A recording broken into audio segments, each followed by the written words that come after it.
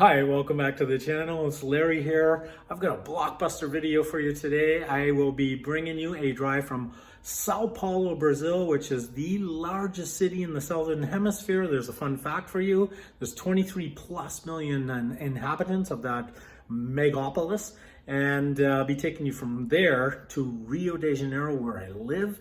And this is typically about a 6-hour drive on average. Now, I have a rule of thumb that if there's a 6-hour drive or less, I'm gonna drive it. I'm not gonna fly it, because why go to the airport and get all jammed up there and have to pack, a certain specific suitcase and all that kind of stuff, when you can just throw everything into your car at home, drive the distance, listen to tunes, and have some me time, look at the beautiful nature that Brazil has to offer, and essentially go directly to your destination without any bureaucracy or any flight cancellations, which I've had many in the last couple of years. So sit back, relax. I'm going to bring you a lot of fun facts during this journey. I've condensed it down to about 15 minutes, about as tight as I can make this video. So please enjoy, and I'll see you in just a couple of minutes with some commentary and some beautiful footage of the country of Brazil. Welcome to Sao Paulo, megapolis. This is a gigantic city. You look in any direction and you're going to see skyscrapers for as far as the eye can see. Here I am the night before the big drive, having a couple of orange juices from the penthouse, and it was a beautiful evening, and it was nice to be back in Sao Paulo. It's actually how I discovered Brazil in the first place, and that's just a view to the other side of the building. Amazing. So you wake up in the morning, staying by Augusta, and having a couple of orange juices, walk over to the office in Villa Olympia. So you really got to get out of the city early. It's a city that is full of traffic. Apparently there's about 12 million cars in the city at any given time, and the infrastructure is sorely outdated. So did my office responsibilities very early. This is about 7:30 a.m. I'm an early riser. I'm up about 4:35. So just heading out onto the highway now. This is the east zone of Sao Paulo. So essentially, this is called Marginal Tietê that I'm just merging on at this moment, and just heading east. And you'll see that there's a river that runs parallel. That's Rio Tietê, and that actually goes around the entire city all the way to the south of the city. It's a fairly polluted, awful body of water, but in the rain, it acts as a bit of a viaduct to get the rain off the streets. Here on the left, I'm just going to head over to Dutra, and that'll put me on the main highway heading out towards the international airport, which is on the way out of the city of Sao Paulo.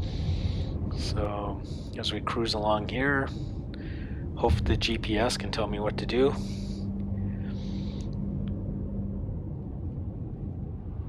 And yeah, so now I'm heading down the express lanes. The center 4 lanes going either way are the express lanes. That's a fairly new concept. But you can see on the left, that's the people going into the city, and you can see it's fairly crowded. And this is pretty far outside of the center of the city, and the traffic is relentless. It really is tough. And even going out, I'll run into quite a bit of traffic on the way out, but surely not as bad as the people coming in. The highway is pretty good at this particular point. It's smooth. It's nicely built. They seem to have kept it up very well. Now you'll see all these apartment blocks on the left and the right, and even on the fringes of the city where I am right now, is that basically they're just throwing up blocks of 10, 15, 20 high-rise apartment buildings, and they come with all the sort of pools and exercise rooms and stuff like that. People like to live like that, and it is a low-cost option. So just heading further out east. The traffic is thinning out just a little bit here. Just hitting Sao Jose dos Campos. It's the next big city that you run into as you're heading east towards Rio de Janeiro. So I'm just getting a few shots driving, kind of bypassing the city of Sao Jose dos Campos.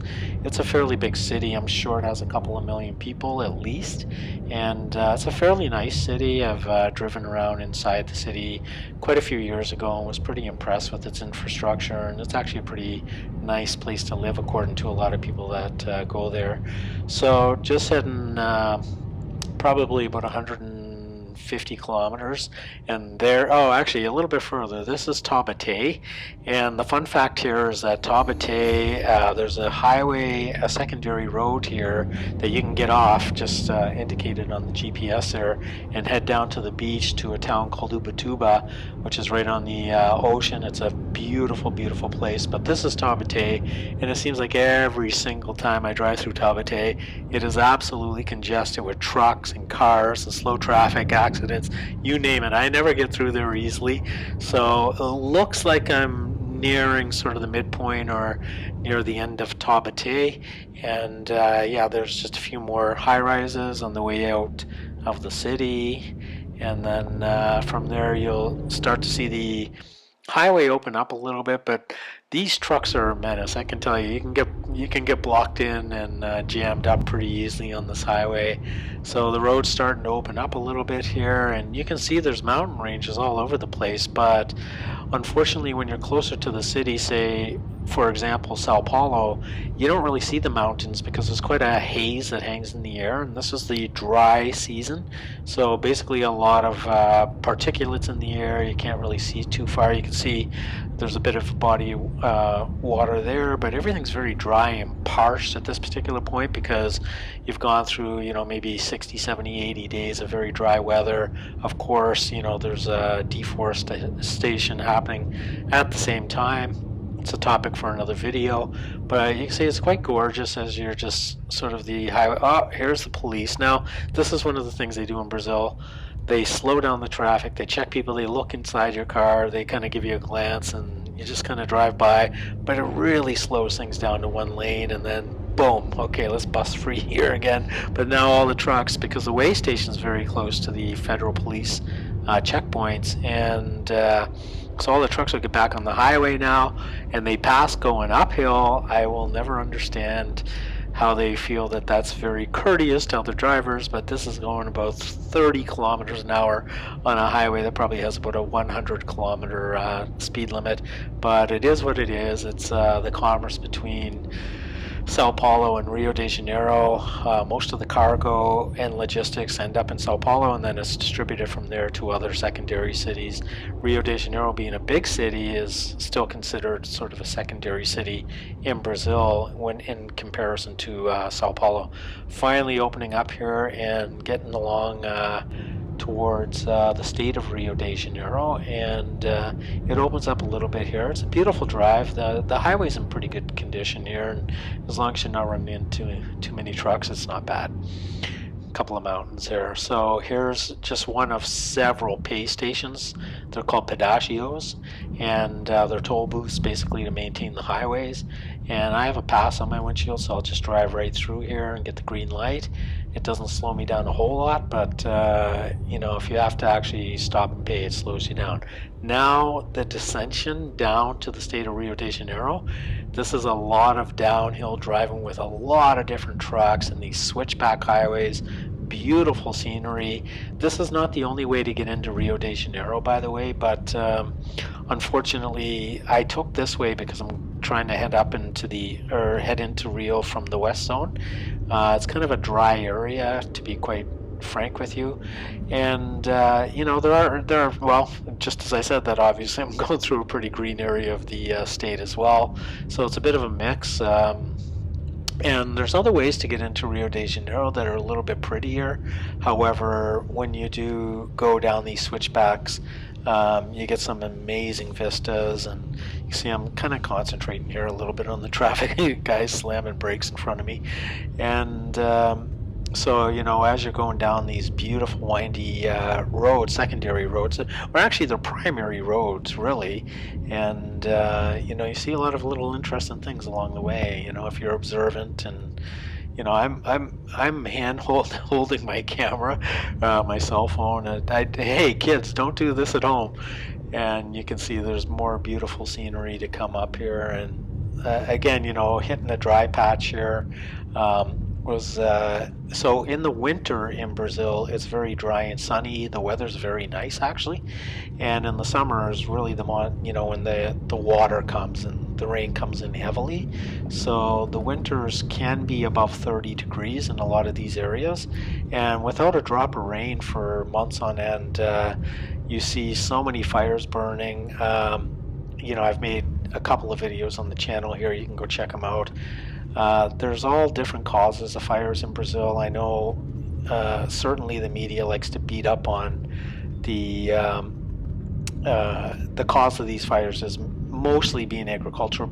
But look at those mountains; they're bare. Nobody burns down mountains to grow corn. It just doesn't make sense. But these are naturally occurring forest fires that happen in addition to some of the untoward stuff as well. That little shop there on the right, the very first time I drove into Rio de Janeiro was for the Olympics. I was in Sao Paulo, same drive I took here, and I dropped in there, and I thought it was really fascinating. This older woman selling some stuff, and had a nice chat with her, and just kind of a sentimental moment there. And getting closer to sea level here, you can see there's a lot of retaining walls to hold back mudslides and some of the moisture that these highways are infamous for. And actually in the summer, when the rains are really coming in hard and the weather's very hot, you'll tend to be held up at several spots of these highways because of the mudslides and tree branches and stuff like that. Windstorms, rainstorms will block the highway off. As you can see, there's a real mixture of foliage here. There's a bit of a shoulder to the road there, but usually there's not. So if you make one wrong turn on some of these tight switchbacks, you're gonna go over. So this is kind of the stretch here now down to closer to sea level, kind of getting there. Oh, I guess I threw a picture in there by mistake, but yeah, it kind of straightens out here, and so pretty soon we'll be heading into the city of Rio de Janeiro, and this is the northernmost tip of Rio de Janeiro. It's called Dutra.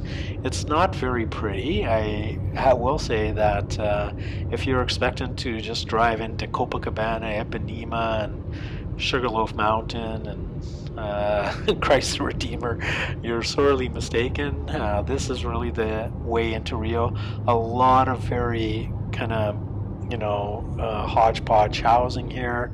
As you probably know, there's a lot of poverty in Rio. There's kids out there trying to sell stuff on the street, and then you just hit gridlock and traffic. This is not a very nice part of being in Brazil and going back and forth between big cities. Is the traffic is just particularly very slow. There's a lot of accidents and chaos and very poor city planning that was just kind of put together instead of planned.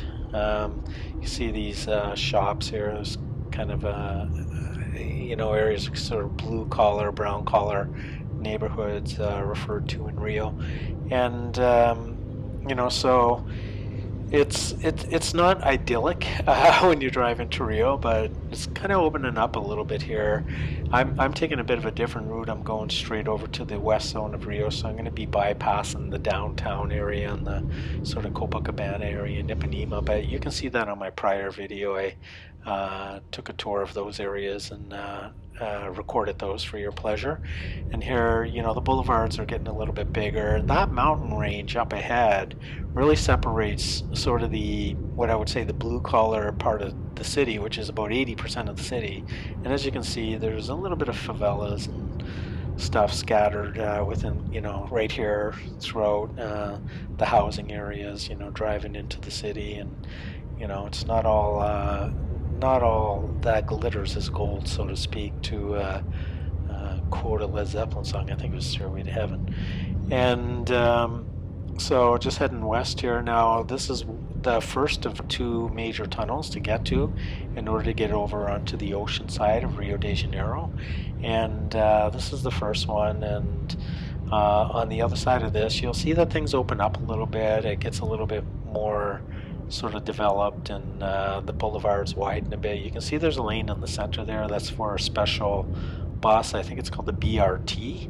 And this takes you down towards the west zone. I think this is, if I'm not mistaken, I think it's the Olympic road. So we're entering the west zone now. You can see it gets a little bit prettier. However, it's not without its little niggles and wiggles here and there. You'll see, as you get into the west side here, a lot of apartment complexes, and scattered in there's these little places as well, little small residential areas. But for the most part, you'll see these big condo complexes, and the reason why it's really flat on the left is because that's the ocean over there, and then on the right is the mountain range. And here we go into Barra de Tijuca, which is a fairly upscale area of Rio de Janeiro, along with Recreio dos Banderantes. You see, it's getting to be a lot more organized looking, and the reason is that the person who originally developed the west side of Rio, Barra de Tijuca, and Recreio dos Banderantes, where my place is here's the second tunnel, which gets you much closer to the ocean as well. But when they developed this whole area, they wanted to emulate sort of an American or a Canadian type city, wide boulevards, shopping malls, lots of space and lots of room. I think the concept was kind of nice, but it was really excluding a lot of the population from living here as well. So you have these little favelinhas. It's kind of like a lower income area where these are people that are just living near the rich areas, trying to make a living. A lot of them, cleaning and doing sort of menial, marginalized tasks, unfortunately. And here we are opening up, going towards Recreio dos Banderantes. There's some leftover from the Olympics from 2016. And so as we get closer to the area that the destination is going to end at, which is Recreio, we're just going through Barra de Tijuca here. You see there's a lot of green in Rio. That's one thing that's very beautiful about the city is no matter how terrible some of the areas are, you can always see these beautiful trees and a lot of greenery everywhere. These are the types of apartments on the west side. And they're a little bit more organized and upscale, with a lot of different features and benefits of living in these places. There's Baja World Mall, which has a cake store where you can buy stuff with Bitcoin, and so I like that. Now we're going right into my neighborhood. This is Recreio dos Banderantes, and this is the far west side of Rio de Janeiro. There's the beach is on the left. I know we're not going to really see that today, and these are just some of the housing here. Or the housing here is really 3 to 4 story concrete buildings, and they're very big apartments with nice penthouses. And so we're actually right on my street at this particular point. So you'll see my GPS is saying that the destination's coming up pretty quick here. It's a very tranquil area to live in. It's about 30 kilometers away from downtown Rio de Janeiro, so it's a bit of a slog to get to the downtown. But there's my building. It's the second building, and you'll see up top there's my what's called a cobertura. It's the top floor, so I got a nice big deck up there to enjoy. And so just parking the vehicle, going home. Now it's still daylight, so it's time to get this thing washed. It's absolutely mandatory. I got to keep the car clean at all time, and then finally, let's have a drink, sit back, enjoy the evening, rest, look out at the beautiful sunset, and good night.